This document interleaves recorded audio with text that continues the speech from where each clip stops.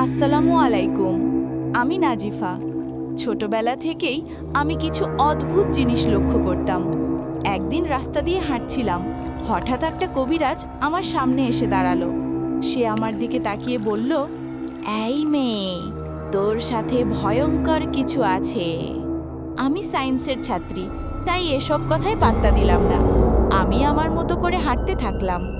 রুমের ভেতর তখন ঘুটঘুটে অন্ধকার, কিন্তু আমি স্পষ্ট অনুভব করছিলাম একটা বরফ শীতল হাত আমার পিঠে। আমি চিৎকার করতে চাইলাম, কিন্তু গলা দিয়ে কোনো স্বর বেরোলো না। সেই কড়া আতরের গন্ধে আমার দম বন্ধ হয়ে আসছিল।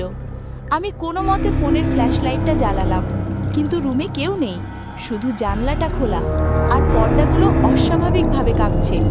পরদিন সকালে আমি দাদিকে সব বললাম। দাদি আমার কথা শুনে থরথর করে কাঁপতে শুরু করলেন। তিনি বললেন, নাজিফা, তোর জন্মের আগে তোর মা একটা ভুল করেছিল। এই ছায়াটা তোকে ছাড়বে না। এসব বিশ্বাস করতে চাইনি, কিন্তু এরপর যা ঘটল তা আমার সব লজিক উল্টে দিল। মাঝরাতে আমি দেখলাম আয়নায় আমার প্রতিচ্ছবিটা আমার দিকে তাকিয়ে হাসছে, যদিও আমি হাসছিলাম না। আয়নার সেই ছায়াটা ফিসফিস করে বলল, 7 দিন, মাত্র 7 দিন সময় আছে তোর। কি হবে 7 দিন পর? পার্ট 3 দেখতে চাইলে কমেন্টে লিখুন পার্ট 3 চাই, আর সাবস্ক্রাইব করে রাখুন।